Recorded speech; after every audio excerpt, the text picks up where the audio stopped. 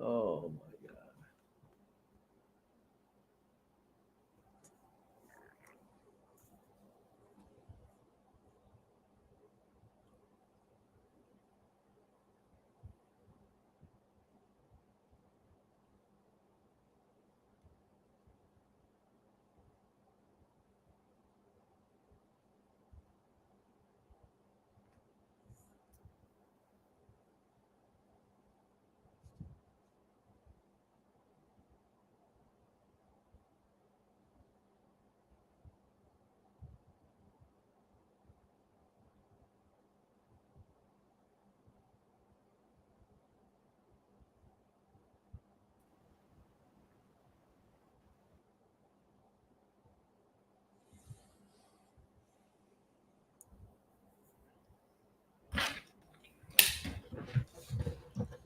All right, man. We're just gonna go with it. We're just gonna go with it, man. We're just gonna go with it. Run it back, nation. What is good? It is your boy DJ Eastwood on the laptop with no microphone right now. This is the 4-point play. Tone DeShields II, Jay the Bull, Unc Dove.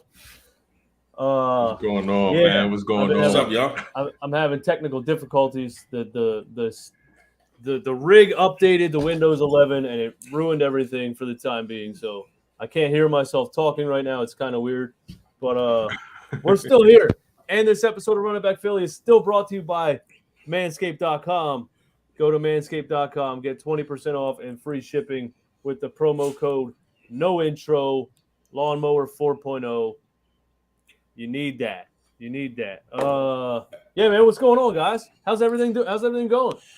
Everything's solid, man. I ain't got no real complaints. Life good right now. Family good. You know what's up with y'all fellas down below? What's going on? Same old, man. Working hard. You know what I'm saying? Putting that time in, trying to make everything happen. AJ, you muted, I think, bro. Oh, I got you. Was that me? Did I mute you? No, I don't know. There we go. We killed everybody. No, happy belated to my man Jay the Bull, man. Come on, my man turned that dirty 30.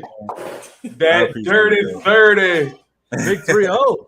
I ain't want to be the one that had to bring it up, so I appreciate you bringing it up, my guy. Give him a good shot. Bro, you already know I got you, my guy. You family, dog. How we get down. Jay, how do your legs feel? Do you feel like James Harden at all? A little bit, man. I was feeling that at 29, so I know it only go downhill from here. So, what's up to everybody in here? 65 people, man. Hit the like button on the stream. That would be greatly appreciated. As I said already, this is the 4-point play. Yeah. So it's June. You know, Sixers talk. Not a whole lot going down right now, but I keep looking at the camera that's not on. But it's all right. But there is a story that came out yesterday or the day before that James Harden. They're trying to rope me back into this. Okay, they're trying to pull me back. I feel like in. it is for you. They try to get the people like you back on board. Yeah, they're trying to pull me back in. Listen, man, believe. Sell me hope. James Harden is working out with the trainer that he worked out with when he was in Houston, specifically in 2016. In which he averaged 36 points per game that season. Was that long ago? Was his name Paul Flatfritz?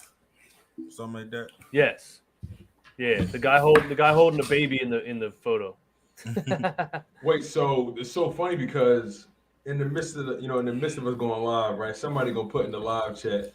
Wait, which one's the trainer? Is it the grown man or is it the baby holding? Like, I'm like, yo, y'all ruthless, man. But this guy that he's working with, I'm assuming he hasn't worked with him lately, I guess. Yeah, I don't think he's worked with him since 2016. Now, what changed? Like, why did he start working with him in the first place? Like, do we know That's that? a good question. Yeah, I don't know, actually. I don't know that. That's a good question. Daryl Morey left at some point. The Rockets, the guy, Daryl Morey and somebody else left right around the same time, right?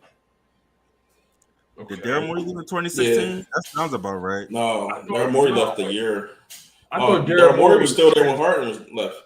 Yeah, he was still there. No, what happened was I think Morey left first. Morey did leave first, I believe.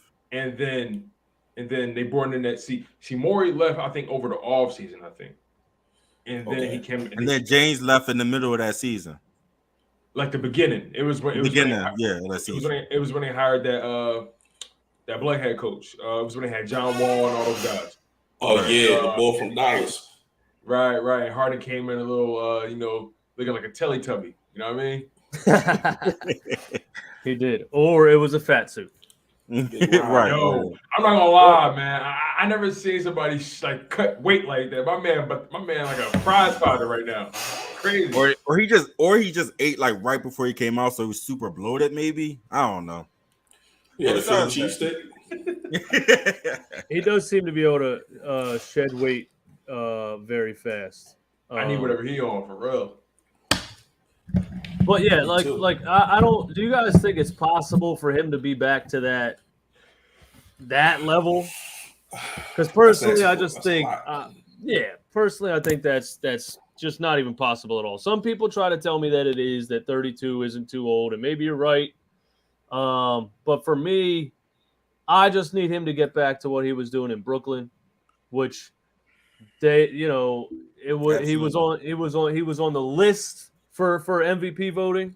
That was without Kyrie and Durant and all that stuff was going down. But I just posted on Twitter today a screenshot of a YouTube video, James Harden 37-point triple-double, and the video was posted 4 months ago. So House of Highlights dropped a James Harden triple-double highlight video after a game just 4 months ago. Does that sound right? No. Oh man, He said no. Nope. Well, so can I go first? From what I've heard about this guy, Paul, that he's working with, his specialty is athletics and durability, which honestly James probably need more than anything of his game.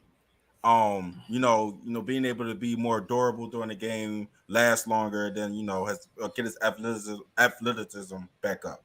So, and then one thing he did say, I don't know who quote this came from, but it was a quote in there that said that maybe he can't get him back to Rockets Harden, but he should be able to get back to Brooklyn Harden. And I'm fine with Brooklyn Harden. So if that's the ceiling that we're reaching for, and they think it's obtainable, I'm with that. I'm willing. I mean, it looks like we're gonna have to deal with the guy another season. It doesn't look like he's going anywhere. So anything that's going to give me some more optimism about what's going to happen this next season, I'm for it. So Tone did raise a good question though. Like, why would you even ever stop working with a guy like that? But we can also make the argument that this is probably the most year he ever looked out of shape and needed a specialist of a sort. So it makes sense that if I struggled in those areas this season, let's hire the guy who specializes in it. And they say he's one of the best in the league, so let's go with it. Yeah, he just looks to me, Harden. Like if you pay attention to him this past season, it just seemed like, I don't know if it's the braids, I don't know what it is, but he just be looking winded all the time. Like he just seemed like everything is a struggle these days, man. And look, I like James, and we should all be hoping the best for James. I understand people got their jokes they want to crack about James. I get it. They got their agenda narrative. They want to spew about James. I get it, right? But at the end of the day, he's going to be here next year 9 times out of 10. He'll be a fool not to, because Ironman, at this point, he's playing more than just for a championship. He's playing for his respect and his legacy at this point. And he can't afford to go into a new situation. This is the best situation he's going to have till he decides to kick the bucket in his career. Like, he's not going to get another situation as ready-made as this one. What I mean by ready-made, he has a superstar big man that can dominate anybody in front of him. So there's never going to be a situation in his career where he's going to have this level of talent around him. You think about Tyrese Maxey, a kid that's up and coming, that That's the kind of guy you probably want to get next to if you're James Harden. He's going to take pressure off you from a scoring perspective, right? So that's probably the kind of guy you want to get next to. Joel Embiid, he's in his prime right now. You literally have a great situation. You have an up and coming 2 guard or up and coming combo guard, however you want to describe him, and you have a big man in his prime who was a runner for the MVP. There's no better situation. There's no better situation where he's going to have guys of this caliber next to him. And let's be totally honest, as much as the East has gotten better, it's still the East. And I feel like James is not going to get it any better than where he has it right now. So he got to be a fool to look for another situation. He's going to be here next season. I think we all should just really hope for the best, regardless of whatever. For sure. I agree. Yeah. Speaking of his opt-in contract, his player option that he, I'm reading that he's some websites say he would be a fool not to, or he's definitely going to opt in, but others are saying that basically the Sixers could possibly try to force him into waiving it or opting out and signing a long-term contract for less money, because after that 1 year, are they really going to offer him a 5-year max contract? You know what I mean? I mean, he would have to make a serious jump this offseason from what we saw just a couple months ago to be worth a $270 million max. Right. Question. He can actually. So his situation is this, and I'm trying to get a feel for it, and then you could probably answer for me. Is his situation where he opts into his final year of his deal, and then he signs the extension? He can sign the extension at any point after he opts in. Yeah. The opt-in is just a 1-year contract. Yeah. Okay. So got it. All right. I just wanted to understand the dynamic of his situation. All right, yeah. Honestly, if he's a betting man, he's better off not signing any extension and just opting in and playing the season, with no contract and just trying to get the most out of it. And if he does that and he looks like he looked this if he past, looks trash, if he does that and he looks trash, then what? Then you got to be like, all right, see you later, bro. Like, you know what I mean? Because you're not giving him a supermax. Right. So I guess are you guys a fan of giving him the extension this offseason or giving him the extension mid-season? Like when do you guys think the extension should take place? Well, it's also this. People want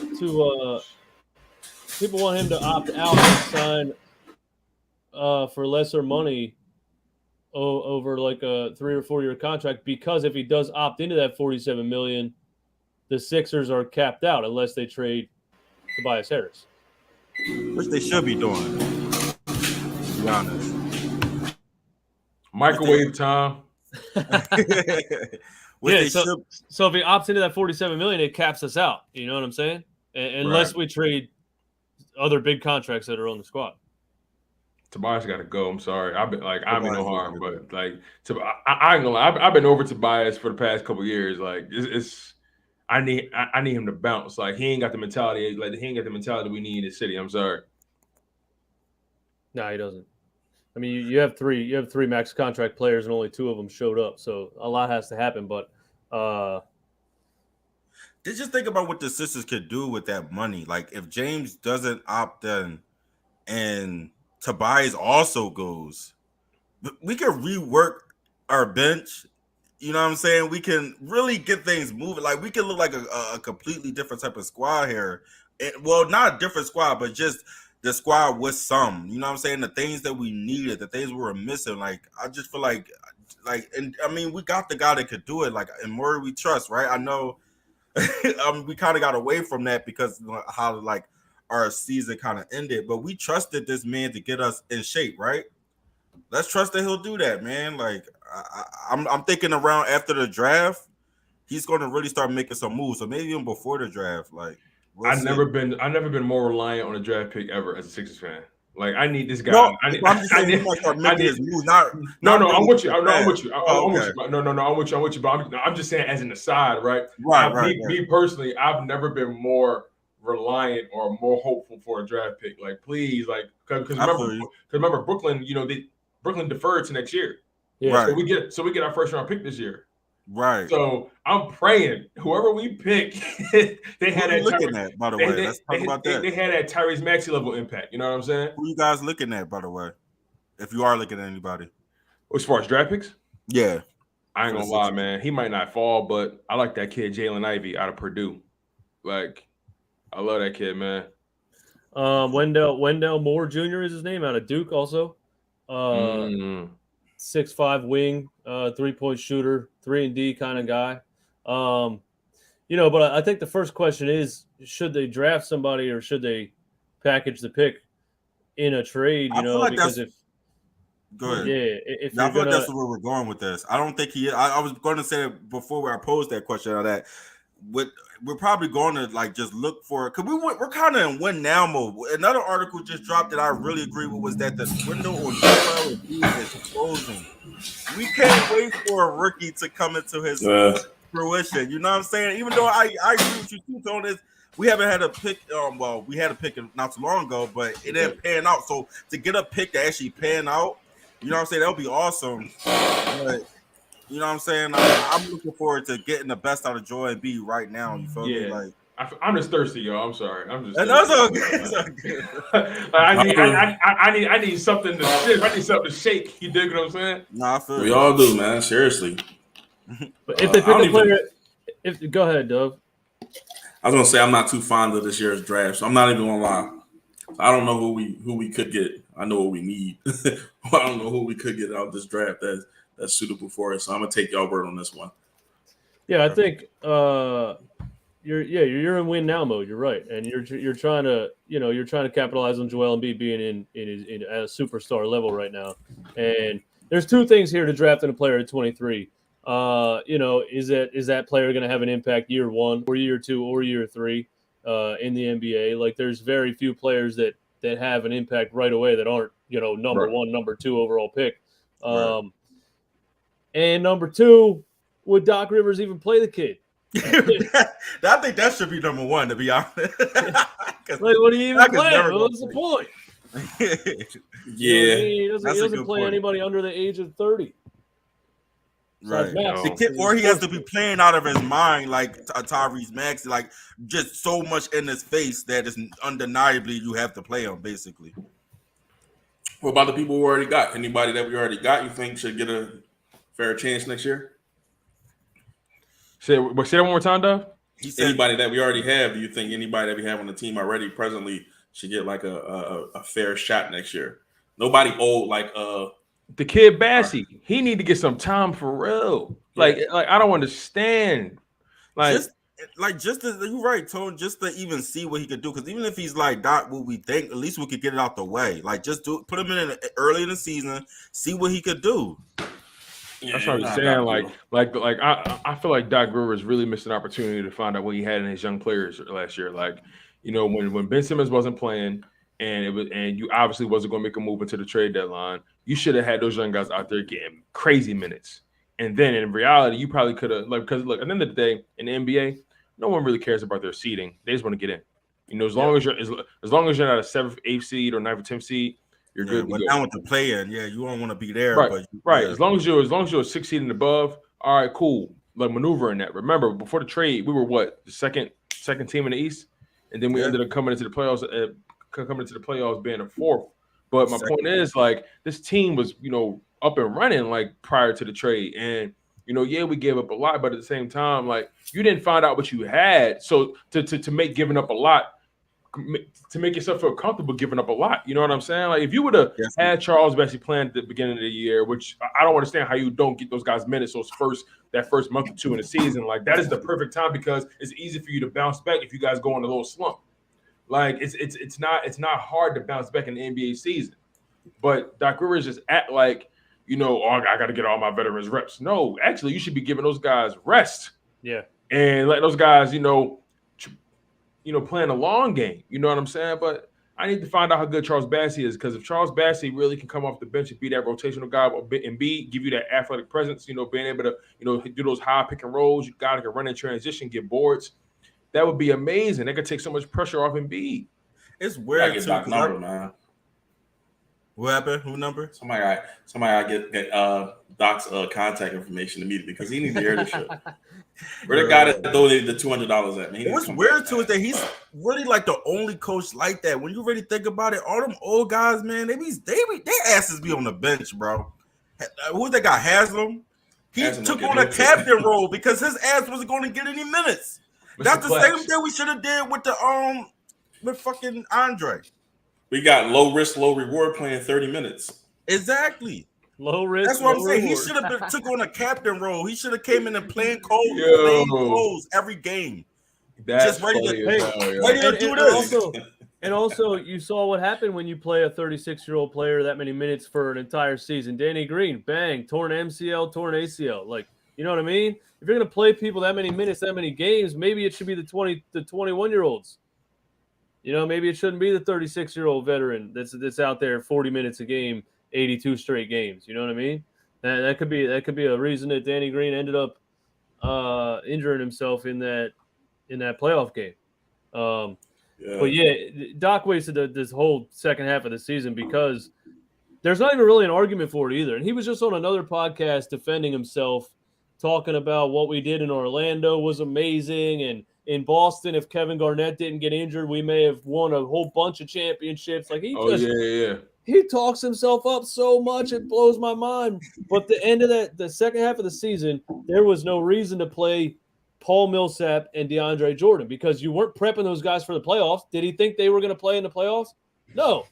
He was filling them in for Joel Embiid when he was out, and there's no reason to do that. Why would you not play the young guy that can get some minutes and learn something and see what you got in? But he won't even budge on it. It's crazy, actually. I've never seen a coach do what he did at the end of that season. And that's why it's hard for me to buy back into this Sixers team this season because Doc Rivers is coming back. It's crazy because, it's crazy, man. I ain't gonna lie, man. As crazy as Doc be acting, man, I actually like Doc Rivers. But the person? I like Doc Rivers, the person. But then his coaching is so sketchy. His reasoning behind things sometimes is highly questionable. And I'm just really looking forward to seeing what Daryl Morey does because I know Daryl Morey is like the demon of the NBA. Like a lot of organizations, a lot of teams, fear Daryl Morey because he just know how to make something shake, man. Like he know how to pull a rabbit out of a hat somehow. And I'm really curious to see what he does. What do you think? What do you guys think is going to be his first move? About that D'Antoni noise that was going on for 6 days. I don't want D'Antoni near here. So you got D'Antoni over, or you got Doc over. You keep Doc over D'Antoni. I don't like neither. If you had to choose, right? If I had to choose, I ain't gonna lie, man. If you bring D'Antoni in here, we ain't playing no defense. That's up to the players. We just threes and layups all day. Threes and layups. The Rockets played defense, bro.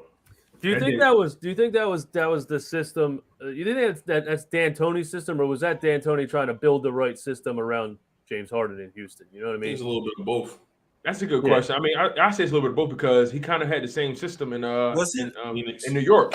Was he the same? Was he the coach that was the analytics guy? He wanted to be like the analytics coach. So real big on threes and it backfired like hell.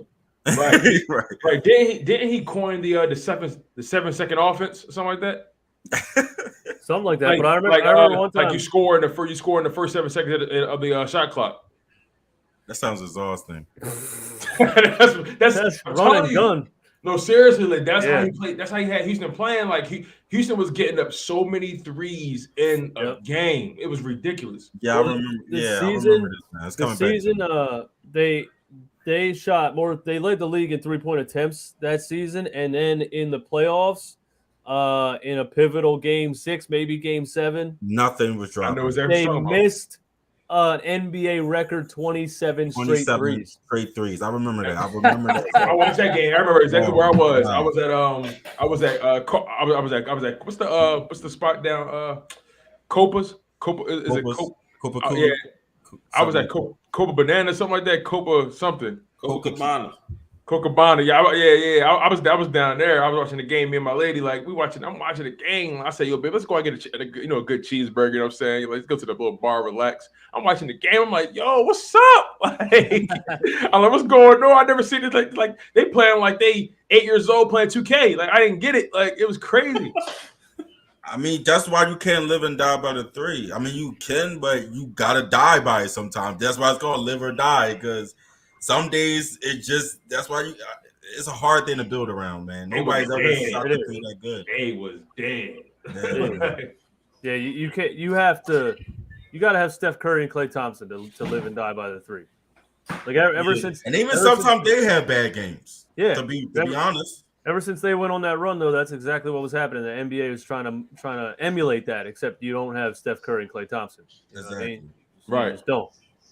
And my thing is like, why try to beat them? Why don't you create something that's designed to stop them? Like, you know what I mean? Like, it's just because at the end of the day, the NBA, like all leagues for the most part, are copycat leagues. You know what I'm saying? They, when they see something that's working consistently, they try to replicate it. But you gotta take in consideration they have 2 unique players, arguably 2 of the top 5 best shooters of all time on a roster, and you're trying to replicate that. You can't. So what you have to do is you have to create a system that is designed to work around that or somewhat limit what they do. You know what I mean? Like it to me, I think it's lazy coaching to try to replicate things that you ain't got the right, you ain't got the personnel to do. So I think that's lazy. Yeah, you should try to counter things. Very close. I think the Rockets kind of countered them. Like no BS, bro. They came the closest. I give you that. They came the closest. Paul didn't get hurt that year. They won that series. Man. No, I ain't gonna lie. If Chris Paul don't get hurt that year, they won the NBA championship that year. Because you wanna know why? Cleveland went to Game 7 with Boston that year. Remember? And they barely got by. They barely got by him. Barely. So Cleveland was on one leg where LeBron was by himself. That would have the perfect time to steal a championship. But Harden wasn't beating down. Was that the year that LeBron beat the Indiana Pacers on a buzzer beater in a Game 7, and then he beat Boston in Game 7? Man, he was on a one-man tear. He was literally on a one-hand draw. Yeah. He was literally a one-man band man that year. Like Kyrie left with the Boston. Man, then Kyrie was hurt, so he didn't play that entire playoffs. And Boston forced him to 7 games. And I ain't gonna lie, when I saw that, I was like, "Yo, Boston coming. They gonna be there at some point." They did though. And look at them now.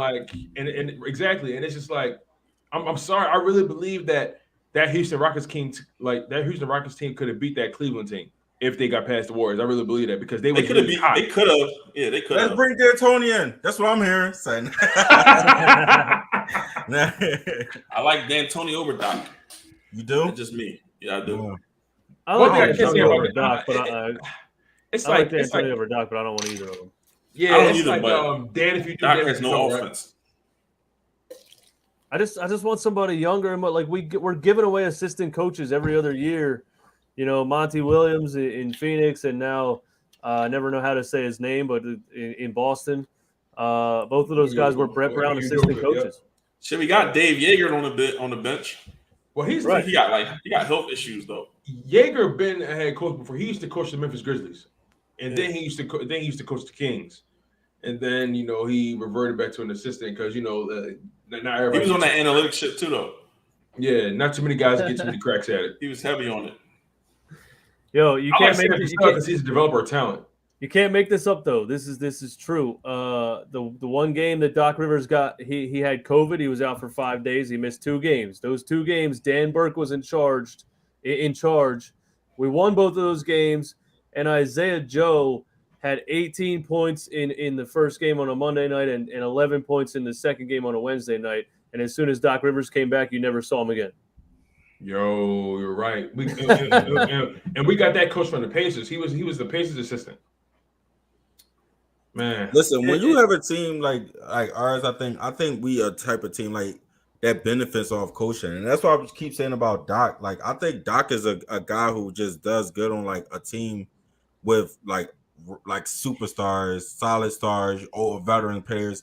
Like, I think he would have actually been a really good coach for the Lakers because that's the type of players he liked to play. Old ass players who've been around and pretty much don't really need to be talked to. Because, like, think about it, them veterans, they don't really need nobody in their ear like that. Like imagine LeBron actually need a pep talk from Doc Rivers. That's not needed, but it's needed here though. Like our players need that here because they're not you know what I'm saying? Like not that. So I think these players need somebody that's really going to coach them up. Like that's what I'm saying. You know, like I really don't believe. I stand by this. Like I really don't believe it was a talent issue against Miami. I don't think it was a disparity of talent. I think they were more talented.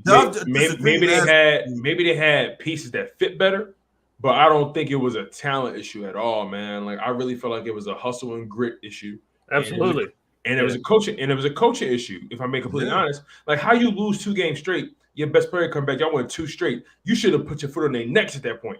Yes, absolutely. Doc is a cheerleader. Does he even do that? And I want to just to go back to that last comment. The last one, he needed a team for the 18-year-olds. That was hilarious. And also, I think Doc Rivers will lose his effing mind. He'll lose the shine on the top of his head. That he got. He was just going there forfeit the game. We were like, "Oh, we can't play." We were like, we don't have old enough players. We can't play. Can you imagine Doc? Can you imagine Doc coaching in college? Oh my god! He'd be the worst team in the league, man. Like think about what like Eastwood say all the time. His championship team had 4 Hall of Famers, bro. Like who could have won, bro? Brad Brown could have won with that team, bro. Like that's not a hard team to win with. Like let's just be honest. Like and the fact that he only walked away with 1, that should be looked more like a L than a dub. Like don't get me wrong, you want to win a chip. You won 1. That's great, but let's think about it. They should have won more than that. Like they should have won more than that. You got to give credit to Kobe and Paul Gasol, man. They took it to him. They did. But Kobe only had Paul. Think of what you just. But listen to what you just said. 4 Hall of Famers. Bro, that Lakers team.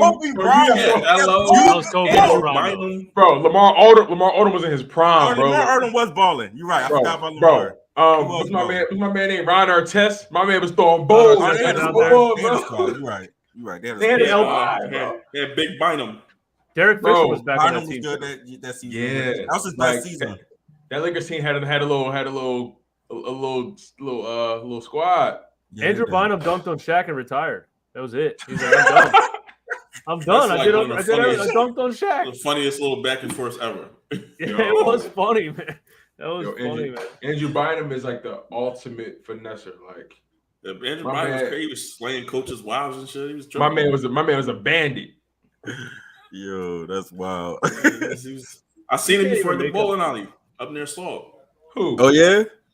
Bynum. Hey, yeah, don't wonder you saw him at bowling alley. He had shit else to do in Philly. Might as well go bowl.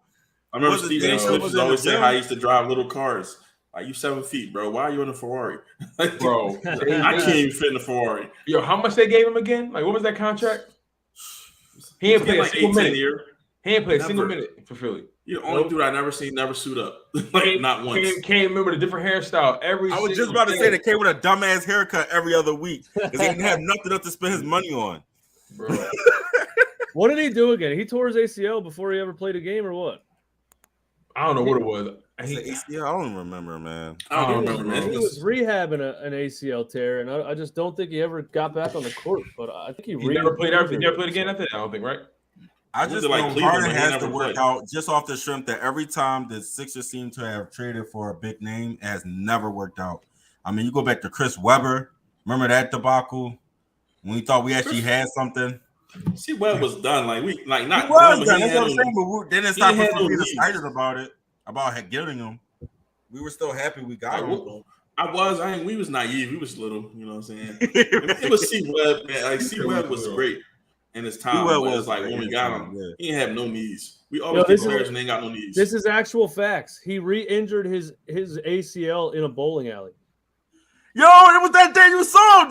Yo, Dub. It was that day you saw him, Dub. Yo, Dub, why you ain't stop him, bro? What's up? You could have saved the season, bro. What you doing? Dub. I thought I remembered that story. Bynum did not play a single game for the franchise as he suffered an injury in a bowling alley. Dub. And he's riding a punch buggy. Yeah, he probably tore his ACL in a Ferrari. Right. Getting out of that small-ass Ferrari in that like 7-1, man. Joseph Hudson, what's up, man? Thanks for the support. We lose games because we don't play smart in crunch time. We have the most dominant big man in the game. Instead of putting him in position to succeed, we don't even run plays in the fourth on the block. We had the same complaints about Brett Brown, and we thought that was going to change, and it ended up being kind of the same thing. Like when it's crunch time, we're just like, here's the ball, go figure it out. By the way, coach or Embiid. They said Embiid's working on finishing around the rim this season. This offseason. I'm so excited for that. I feel like that's his worst contribute as a big man. I don't think so. He don't finish around the rim, Dub. He does. Not for his skill, his talent. For MVP level, he should finish around the rim a lot better than he does. I'm going to stick by that. He does. He just doesn't go down here. I might have to go with Jay a little bit on this. Like he could finish. He could finish a little better. Just a little better. He leave a lot out there, bro. He leave a lot of points on the floor and not knowing how to finish around the rim. He's sitting there around shooting. Now, question. Now, that's what I want to get to. Like, I think it's more of a consistency. Is it really a lack of skill or is it a lack of opportunity? It's consistency. He doesn't consistently be down there. Like, you have to be down there. His bag not that big. Because if it's up to me, he can't do anything. Are you crazy? I ain't gonna lie. If it's up to me, I'm talking about around the rim. His bag around the rim. What bag does he gets clogged, bro. He gets clogged around the rim a lot. I'm not gonna lie. If it's me, he living in the paint. If it's up to me, he living there. He bringing a stripper bag. He bringing all that. A Lunchable. He bringing a backpack. He bringing a tent. He living in the paint. I remember. But why do you think he does it? I'm just ask y'all. Why do y'all think he doesn't live in the paint? Coaching. Because he don't have the bag big enough. That's not true, man. That's not true. Bro, you can make an argument. He got the deepest bag as a big man. No, yes. Remember, I said last week he's a jack of all trades, but a master of none. I'm saying, is he good enough around the rim? Man, he got. Yes. Is he good enough around the rim? He get his cookies ate a lot. Or when he go up and he looks for the foul a lot. Let's also not forget that. Around the rim, he also looks for the foul too much. Are you talking about ability? I agree. Are you talking about ability? I'll give you that. Just knowing when to hit what step you need around, like just depending on the play. No, you know what it is? What step you need to hit to get the ball in the basket. He struggles a little bit, and especially a high pressure. Jay, I'm gonna tell you why. Jay, listen, I'm gonna tell you exactly what it is. I get so mad when you start talking about Embiid, man. No, listen, real quick. Listen, you want to know exactly what it is? Guy. And it's the curse of the gifted. Okay. He's so talented. You ever watch him play and he overcomplicates simple things? That's what. Okay, but that's still the same thing. No. I don't think it is. Now that I think about it, I don't think it's the same thing because it's not a talent issue. It's a processing issue. I feel like he tries so hard to showcase the variances of his game. Things he could do. Whereas when in reality, your game, listen, you could do all that stuff when necessary. Listen, we know what you can do already. Now, just keep putting the ball in the hoop. They can't stop you. Nobody's stronger than you down there. Nobody as skilled as you down there. Just finish. But I feel like there's times where he overcomplicates the most simplest of opportunities, and I think that's the problem. And that goes back to coaching. Okay, well, I think it also goes down to practice. So if he's working with a guy who specializes in finishing around the rim, I don't think it will hurt at all. I think it would actually helps a lot because he doesn't seem to know exactly what to do down there all the time. And then, come on, who finished better around the rim, him or Giannis? Giannis is a little different though. All right, but I know it's a little different. But Giannis finishes better, right? Because he dunked on everybody. Because Giannis ain't got no tricks. Giannis ain't got no bag that's deep enough. So that's why he keeps his game. His Giannis game is very simple. Euro step, spin. He just got a jump shot. So why can't Embiid be with that Giannis trait? Because he's more athletic. The curse of the Giannis is more athletic, but also again the curse of the gifted.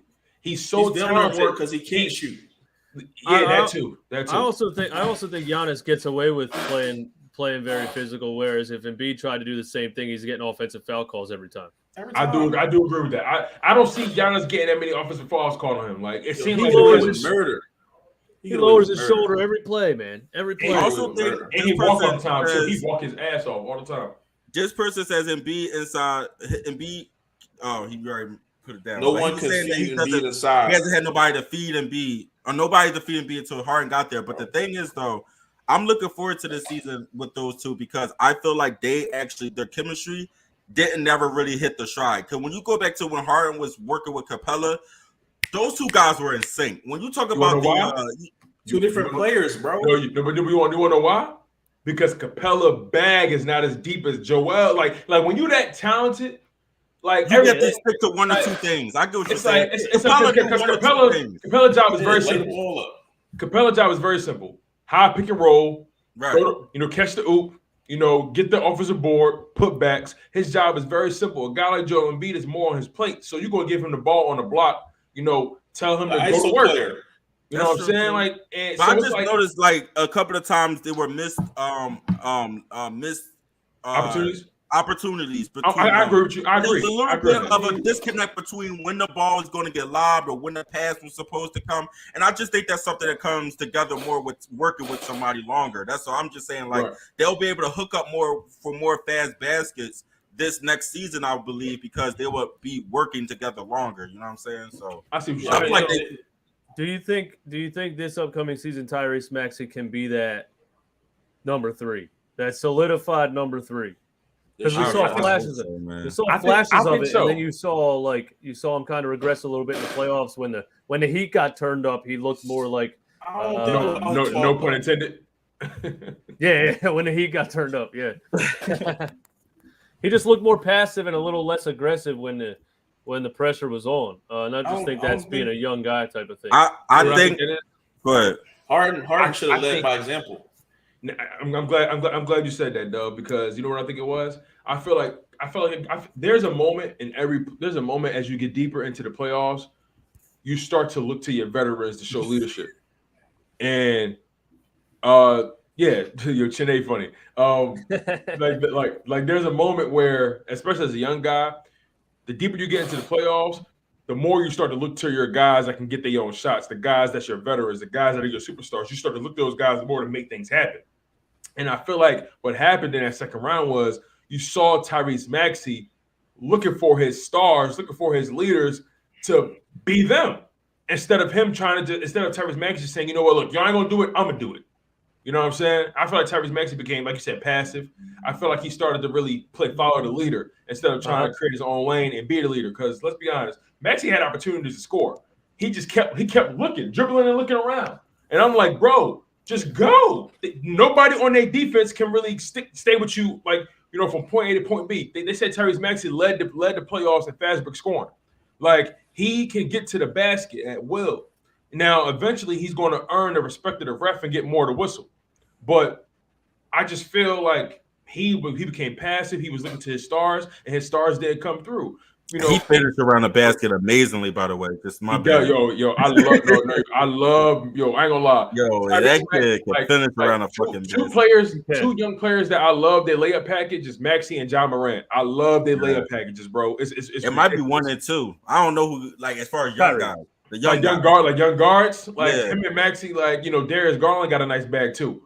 But it's just like Matt. Like, I ain't gonna lie, Matt, in my humble opinion, Maxey coming out party was that head-to-head matchup against John Morant. Took it in overtime, closed the game. Like that was a huge game for his confidence, for his resume, in my humble opinion. Yeah, and I think they should have fed off it a little more. I don't think the coaching staff did a good enough job of being like, okay, look what he can do. Let's now make him more of a focal point of the offense. Right. They don't know how. And when I say staff, I just mean Doc Rivers, because I don't think he listens to anybody. He put together. I don't either. That's his problem. He put together a superstar coaching staff. All these guys could be head coaches in the NBA, and he doesn't listen to any of them, I don't think. You better listen to Sam. Sam was a better scorer than you any day, Doc. Yeah, I remember. I actually feel like I seen a dispute of that on the sideline. I think it was when Paul Reed came in and did something stupid almost immediately. And I saw Doc look at one of the coaches like, see, like, this, like you can tell, like, and who wants to deal with that? Who wants to deal with a guy that's like, think he's so right that when he do finally listen to, he waits for the first opportunity to tell you you're wrong. That's when he did that fast break dunk.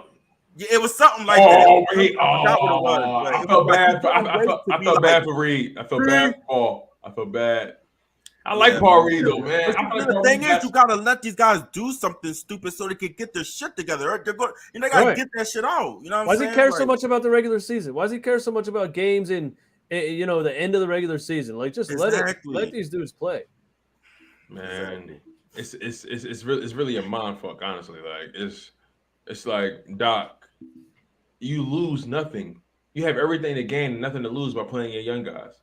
Yeah, and then when Paul Reed had the great game that he had, it it proved him wrong because DeAndre Jordan was getting smoked on the boards. Paul Reed comes in, gets like 9 rebounds in 30 seconds, and everybody's like, see, we told you. And he comes up to the press conference and says, we're not going to have a Paul Reed celebration tour. And he was angry. I'm not gonna lie. When he said that kind, I ain't gonna lie, that's the kind of stuff that breaks your spirit as a player. Like, it's like, damn, like, coach, you ain't got my back. Like, you know what I'm saying? Like, you didn't even have to say that. All you had to say was, yeah, Paul did have a great game. We're going to see if we can try to find more situations to put him in. He did not do it because you're not going to do it. No, but here's my thing. Young player. That was his ego talking, and I didn't like that, man. Like, what did you gain by essentially throwing your player under the bus like that when he played hard for you? He got his opportunity and did his thing, and now you just say, "Oh, listen, don't think he's gonna get all these minutes." That's demoralizing. Outside looking at it, it's funny to hear somebody say some shit like that. That's demoralizing. It's crazy. Can you imagine? Can you imagine like being with somebody in a relationship and then you doing everything and everybody notice like, yo, man, your dude, like your girl, like she do everything, man. She do everything. Then you be like, well, listen, we're not gonna sit here and get relaxed. All right. Listen. She ain't all that. She ain't all that. You know what I'm saying? She's all right. You should taste her cooking. It's like, damn, like what's up? Like she done did this, did that. Like, relax, bro. Show love. I don't see. Do you guys see the Sixers winning a championship with Doc Rivers? Nope. With enough talent, if we get a lot more talent this season, maybe. Yo, we need talent. A lot more talent. I never thought. How much more talent we gonna get? No, listen, real quick. I never thought I would ever think. Like I was saying, we need talent to overshadow bad coaching. Like, that is crazy to me. It's terrible. Why does the fan base have that opinion, and it doesn't seem like any part of the management has that opinion? Why did they hire him? Here's the thing. He's only been the type of coach that worked with an extreme amount of time. Well, I don't know always. You got to kind of go back to his career. But since Boston, he has had some of the best players in the game and haven't been able to get it done. Yo, he is literally Brett Brown with NBA experience. Like, what do they do better differently? teams? Brett Brown never had an opportunity to squander a team like the way Doc Rivers has. He has had some of the most talented teams. Remember when they first formed and the Clippers with Kawhi? Everybody said these guys had it. Like, it was no doubt about it, bro. This man literally gets the most prepped teams for winning and somehow don't win. He don't win with them. So it's crazy. Yeah. I mean, I'm the guy that literally just said with more talent, he could get it done. But obviously, it's been times when he had all the talent in the world and hasn't gotten it done. You got Kawhi and Paul George. You don't get to the Western Conference Finals. Like, what's up? That's wild, bro. That's so wild. Yeah. And then Paul George comes out and says that he was using him wrong. And he said he was trying to use me like JJ Redick coming around screens on like corner threes and stuff. That was the first year I'd ever see so many players around against Doc on that one. They really threw Doc in the bus on that one. But here's the thing: I think it was warranted. It wasn't Paul George shit wasn't all Doc though. Huh? The Paul George stuff wasn't all Doc, but I understood a little bit. Yeah, because he was playing like trash on Doc, right? But think about it though: do bad coaching make you play like trash? It's not the first time Paul George did that. That's a good question. That's the only thing I would say. That's true. Paul George might not be the best example. Maybe Kawhi. Yeah, because let's keep it a buck. Like Damian Lillard was giving Paul George gas. Like, he hit one. He gave him 40. He gave him 40 in his face. Right, and Paul George supposed to be a top flight defender. He couldn't hang with D-Lil. Shoulda, woulda, coulda. Mm-hmm. My man gave him the bye-bye, the baby bye-bye.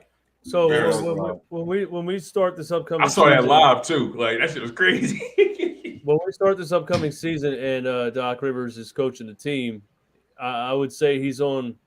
Would you say he's on a short leash? And if so, what do you think the limit of that leash is? Like, they start 0-10 and he gets canned right away?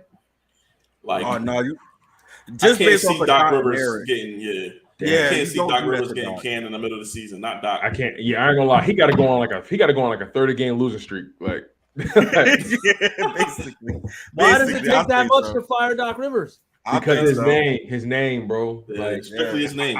I don't agree with it, but it's his name, bro. Like, he got too much clout in the NBA. I don't know how. Why? Like let's What just did keep he it do? let's keep it He's 100 Glenn, right now. bro. He's probably the most renowned black coach in the league right now. Like as far as like credentials and you know what I'm saying, notoriety. They can't fire the number one. Well, look.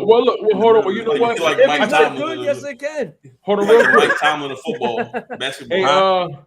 Hey, Like the Mike Tomlin of basketball. Eastwood, put that comment up by He's like the Mike Tomlin of basketball. I agree. RXP Nasty. He says fire him like the Phillies did their coach Girardi. Now here's the interesting thing about that point. I'm with right? you, homie. Here's real quick. Here's the interesting thing about that point.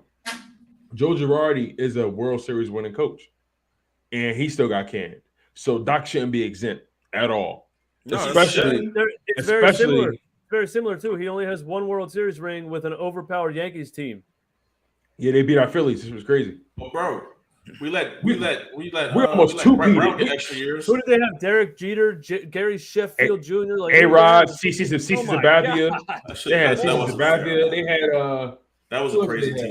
had? Man. So it's the same situation. Anybody could have won that World Series. Yeah, man. We let Brett Brown get away with murder for more years than he should have. I don't trust the Sixers to find coaches. I kind of get why they let Brett Brown hang around a little bit because he hung around through the process. He hung around through the process, and they said, "Look, we didn't even give him a real shot." Actually, how much time did O'Brien get? You talking about for when C. Webb came? He got like 1 year. C. Webb said that was the worst year of his career. Listen, I'm with y'all, man. Like I'm on the Sam Cassell train. Like, come on. Doug Collins or Doc Rivers? Doug Collins. I had to throw that one. I just wanted to see what y'all had to say. Hey, listen. Doug Collins. We already saw what Doug Rivers could do. No, Doug Collins had the bum team playing good. He did, right. That's what I'm saying. He brought the most out of Tony Roten. Like, at least we saw what Doc Rivers could do with an MVP candidate. Not much. So let's at least see what Doug can do. That's what I'm saying. I would love to see Doc Rivers switch with really with a young team, just to see if he's really this like because everybody keep crying. Oh, he gave it to the number one seed two years in a row. Yes, with an MVP on his team. Let's see what he can actually coach. Like, what can he actually bring to a team that needs good coaching? I don't think he's that good of a coach as the job. No, yeah, that's I good. don't think none of us will disagree with you, bro. That's good. Not That's today. good. You know, it's crazy, man. Like Doug Collins, like he really did have those guys playing a buddy pay grade. Like he got, I ain't gonna lie, he got Ish Smith a contract. Like Ish Smith, man, it's crazy, man. Those were, I ain't gonna lie, it was rough. I ain't gonna lie. Around that time, you couldn't catch me watching Sixers games. It was like the plague. Like it was bad. So who do you guys got? Celtics or Warriors winning this series? Ooh, I'm be honest, man. I'm very much on the fence, man, because like it's. I don't want Boston to win because like that means that they're better than us. Like, I don't want for sure. No, I know they are, but it's like if Boston wins, I feel like we gotta wear that still. You know what I mean? And if the Warriors win, I could say, oh, that's what they do. Like they been did that. Like I don't know, man. Yeah. I think the Warriors gonna end up winning the 7. Like just because like the Warriors, like they've been there before. Like they've been there. I'm gonna make a bold prediction. I don't think Boston wins another game in the series. Whoa, It's bold, but I really do see that happening. They definitely not winning game 3. But I can really see that happening though. Because that's interesting.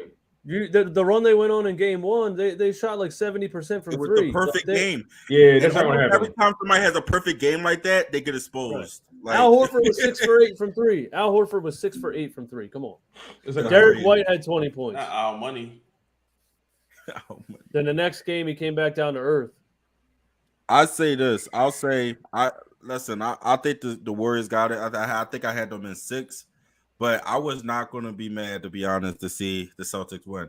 Like, let me ask you guys this real quick. Are you guys like these like old 76er fans who hate Boston? I think we're kind of young. I just turned 30. I wasn't around for that big rivalry. Like, I don't know, like when the Celtics were good, Sixers was trash. Bro, they've been kicking our ass. I mean, I never liked Boston. Boston been kicking our ass for the last couple times we played. Yeah, right. That's what I'm saying. But I'm saying I never looked at it as this big rivalry like a lot of older Sixer fans look at it. I'm not a like I better than this.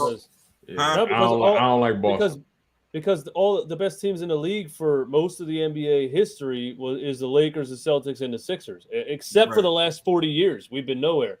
But outside of that last 40 years, we were in the mix. We were one of those teams. So that's why I hate Boston. But. Yeah, like the best. I get that. That's what I'm saying. I get why older generations didn't like Boston as much, but I don't really get why somebody our age don't. Like, we haven't been really that competitive against them like that. Except for the last couple of years since they got Tatum. I don't like nobody else in the East. Yeah, for real. Like, I mean, those type of teams. I hate the Cowboys and I hate the Redskins and I hate the Giants. Oh well, no. See, that's different with football. Hell yeah, I hate everybody in our division, especially the Cowboys. But for some reason, when it comes to basketball, I don't really get that invested into the rivalry. I just don't. Can I say something? It's not really designed that way. Like, I never hated the Redskins because they were never a threat to win anything. Like, I never really hated them either. But I never cared about the Redskins. I don't even watch the games when we play the Redskins. I will this season. Carson Wentz on the Commanders. That's really good. That's perfect segue. Perfect segue. No, yeah. I just wanted to say that the Sixers are going to win the chip this year for the 40th anniversary. You know how the league do. I'm gonna leave that there.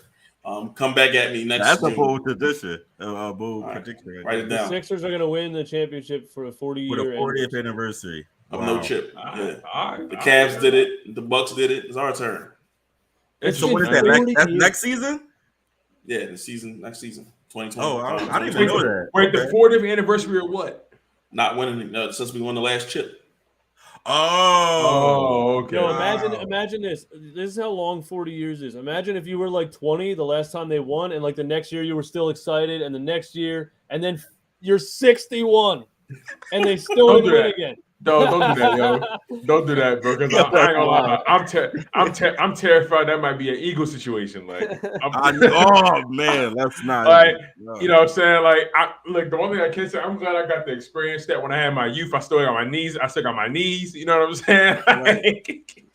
But no, like, I'm glad you brought that up. I'm curious. Like, you know, the Eagles is a very interesting case because they got everything in front of them. The only question really is the quarterback position. So, like, how do you guys see us faring in this division right now? Yeah, I never got all your guys' opinions on Jalen Hurts, by the way. Like whether you think he can become a franchise level like winning quarterback. Whenever you're ready. I'm ready. Go ahead. To be honest, I never really liked Jalen Hurts that much. I was the guy saying hold on to Carson Wentz, even though I'm kind of off that bandwagon now. But I just think I see Jaden as like that athletic quarterback, but he's not as good as any of the other ones. Like, you know what I'm saying? Like, I don't see him as being as good as any of the guys before him. Baby McNabb. So why, you know what I'm saying? Like, why waste time on him? I'm sorry, but that's just, I hope he proved me wrong, but that's just how I've been looking at his game lately. Like, his arm is terrible. He's fast, but not that fast. You know what I'm saying? Like, he just doesn't equate to, he's like, he average out. He just averages out. Like, I'd rather have Tua? No. Got real quiet.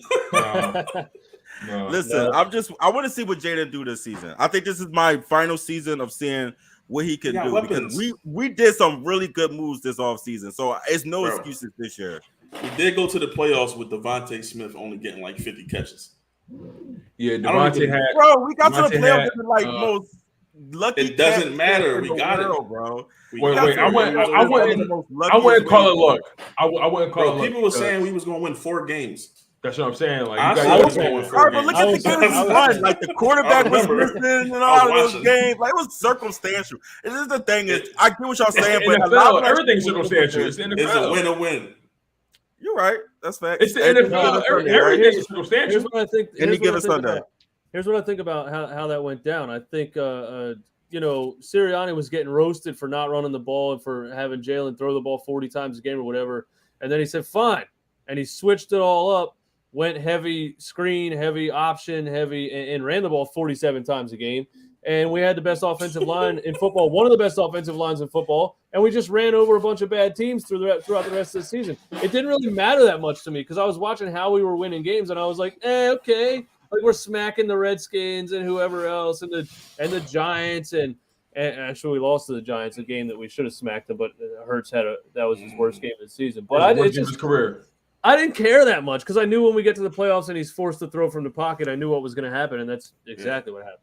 Tampa Bay exposed that man. Like for me, it's very interesting because this team. Like I like to talk about things in context, right, and really put it in perspective. Like, let's be totally frank about this. A team that everybody thought was going to win 4 games. Everybody thought we was in a major rebuild. He found a way to squeeze out 9 wins, and they got into the playoffs. Now, granted, they did expand the playoffs, but they ain't got nothing to do with him. He came in and did his job. But they managed to go 9-8 in a season where everybody had him winning 3 or 4 games at the very most. That says something to me. And he has flaws in his game. That is without question. But in my humble opinion, I don't think it's really a question of arm strength because I feel like the arm strength conversation gets a little bit overblown because not many quarterbacks in the NFL have a Josh Allen arm or have an Aaron Rodgers arm. Not many of them do. There's more quarterbacks in the NFL with an above average arm than that elite power arm. What he needs to really improve on is the accuracy, the anticipation, being able to throw guys open, the ball placement.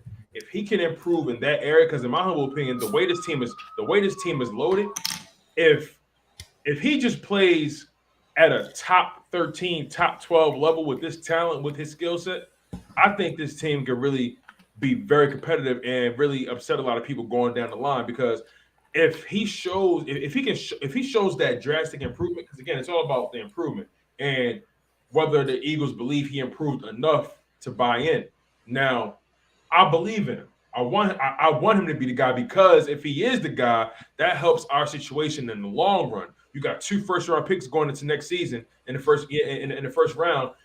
You better pray to God. Like, that's why I don't really get where people root for his downfall because you better pray to God we don't have to draft a quarterback. You know what I'm saying? Like, and at the end of the day, when you draft a quarterback, all these people get so wrapped up in you got to find your Josh Allen, you got to find your Patrick Mahomes or find your Joe Burrow. And my thing is, those guys are not as easy to find as you think. Not easy to find at all. They're not easy to find at all. You know what I'm saying? More teams fail to succeed in those situations. And let's be honest about this. The Bills could have easily screwed up Josh Allen, but they got the right people around him. So it's really about the situation, and I'm looking forward to Shane Steichen being the full-time play caller this year from beginning to end to see how that turns out. I just think Jalen Hurts is in a situation where it's all on him. It's sink or swim, and best believe they are not going to put a report on him. It's not going to be a parachute. Well, here's my thing with so all the things you said he needs to improve on. Mm-hmm. Do you think he can improve on them? Because those are the same things that were in his draft profile. Those are the same issues he had in 3 years at Alabama and 1 year at Oklahoma. He hasn't improved on them at all. I know people keep saying he only played 1 year. I'm talking about like high level, the best universities in the country. He hasn't improved on those things. So people hoping that he does that in this offseason when he hasn't done that for how many years? I just don't see it.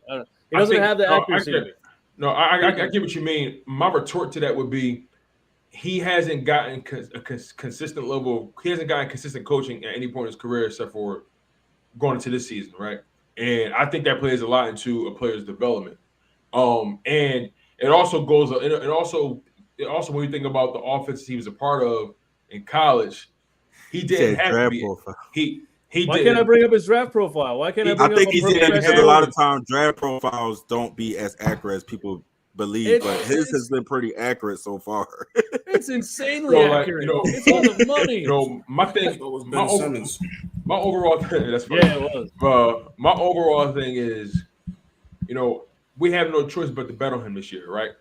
And I think we all should be hoping for the best for him because if he does well, it puts us in a better position. And like I said, I don't think Jalen Hurts is ever going to be a top 5 quarterback. I don't think that's ever going to be the case. But if he can squeeze his way into that top 12, top 10 space, if he can find a way to squeeze in there, then that's fine. Because let's be totally frank about this: the best quarterbacks the best quarterbacks don't win a Super Bowl every year. I was just about to ask you both those questions, and you answered them very weirdly. 05 Eagles. Can he be a top 10 quarterback? And when the last time a top 10 quarterback is not playing in the Super Bowl? So tell me, who are some of these quarterbacks that wasn't at least top 10 that made it to the Super Bowl? I feel like Matt Stafford was always no. I said the best quarterback, like the best quarterback doesn't win a Super Bowl. For example, Aaron Rodgers, he's been the best quarterback for the past 5 years, 6 years, easily. Okay. Last time he won a Super Bowl was what, 2010, 11? I can't remember when. You know what I'm saying? I'm so saying like the quarterback my whole point is it's really the stars have to align. The stars have to align. And you have to be in the best possible position to succeed. And South Tex, he on my channel. That dude, he a Cowboys fan. Pay him no mind. But Bryce Young is nice though. The thing is, and Bryce Young. Here's my thing, right? And I met Bryce Young in person. Real good dude, solid dude, humble dude, man, real cool. Kaepernick was able to have a conversation with him, real solid. But my thing about Bryce Young is not a talent issue. Can his body withstand a 17-game season in the NFL? I met him in person, bro. He's smaller than me. No, he can't be a quarterback. No disrespect. No, listen. I'm telling you. No, I'm not spicing it. I'm not over exaggerating. Look, I'm 6 foot flat. I weigh about 220.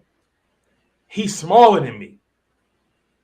That's like he when I saw him, he could be Russell Wilson. When I saw him, I'm like, he's like a kid. Russell Wilson is special. I need my 6'5". I need my 6'5", 250. I need my 6'5", 250 quarterback, bro. I need that. I need a quarterback over 16. I need Sign a Cam. Over 16. Sign Cam is the backup. You know what I'm saying? Like it's just that. Like I just feel like I understand he has to improve, especially because he's on a timeline anyway. Regardless of how we see it, he's on a timeline because his contract. Every quarterback in Philly is. No. Hear me out though. Like because of his contract, he's literally on a timeline. Like he has to show that he can be the guy because Philly has positioned themselves to get a quarterback in this draft or maybe trade for one that becomes disgruntled in the offseason. Things happen all the time, but this kid. He literally has no choice but to get it right. And my thing is, if he does get it right, if Jalen Hurts finds a way to get it right, we all have to admit it can get scary for the NFL with his athleticism. If he can figure out throwing the ball, if he can just become more accurate, that's it. They said he has an improved throwing motion. That kind of makes me nervous because now we're changing his whole mechanics. Is that what we're doing here? Well, his mechanics was the issue in the first place. Like, with quarterbacks, they build them quarterbacks, they're built from the ground up, not from the top down. So his problem was footwork. His problem was his hips.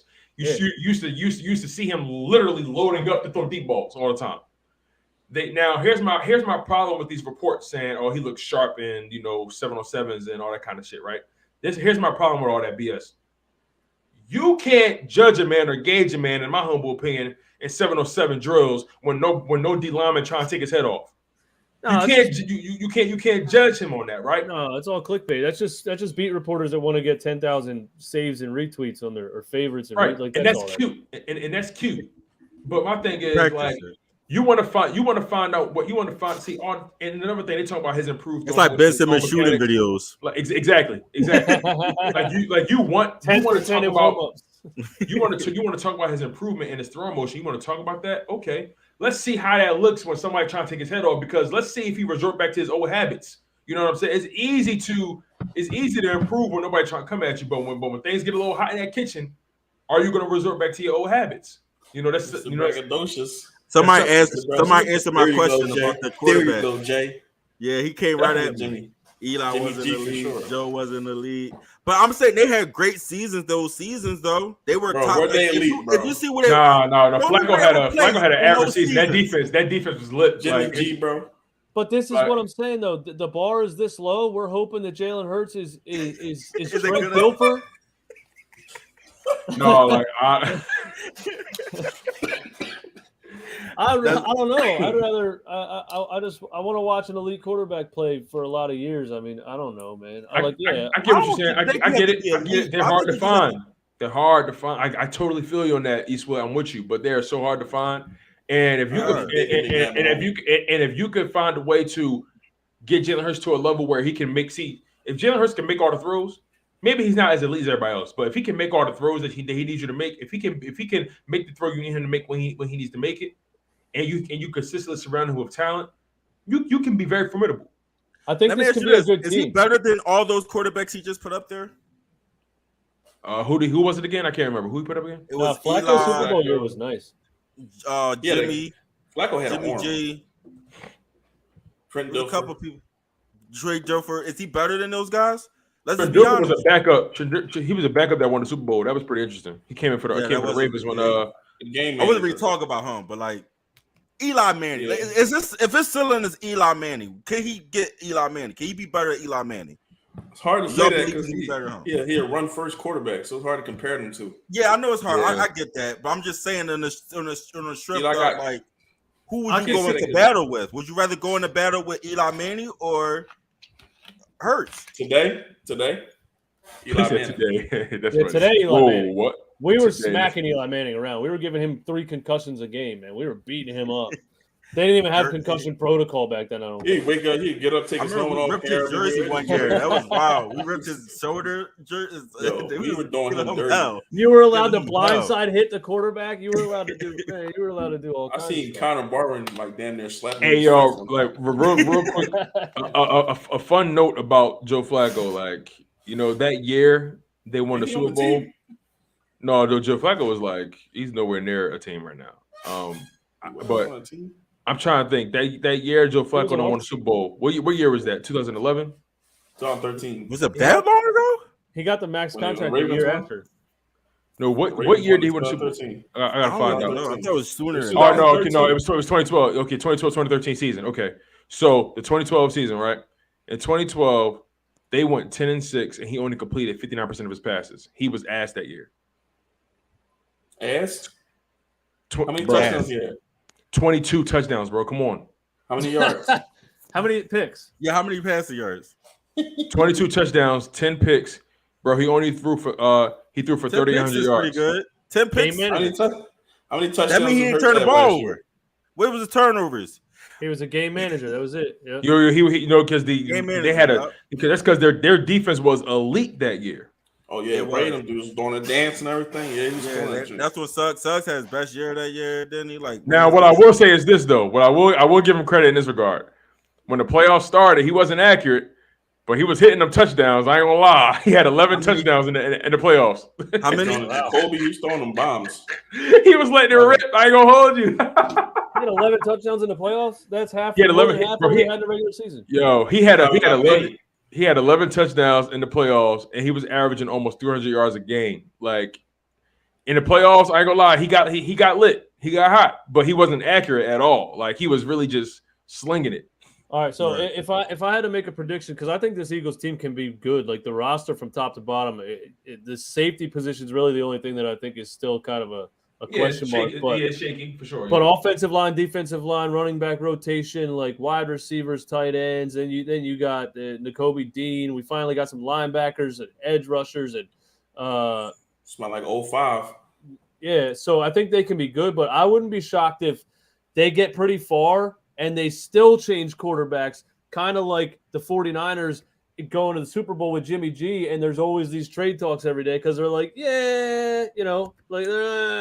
didn't blow us away. No, right. That's a good point. Yeah, I get what you're saying. Like, he's not the guy, so we got to still move on. That's what I'm saying. Like, that's why I feel like he even got Kyler Murray. That's why I feel, and I'm not sold on Kyler Murray either, bro. Stop it. Like, that's why that's why I feel like his improvement. We're gonna get back to that, no problem. But that's why I feel like his improvement is very interesting because he has to improve enough, not just from a winning perspective. They need to actually see it in game. Like he needs to improve enough where they can say, okay, he's he took his game to another level. You know, even if they go win the division and maybe win a playoff game, is it really because of him or was the team really just lit that year? You know what I'm saying? So it's like you really have to find that balance. But now let's have a Kyler Murray conversation because your man is shaky at best. He's shaky. Yes. Did you watch this playoff game? My man made business decision after business decision. Yeah, yes. I know. That's what he did. He choked like my man made too many business decisions for me. Way too many. I can't trust. Got a high ass QB rating though. I don't care about none of that. When it mattered most, what did he do? I feel South Texas is a Dallas fan.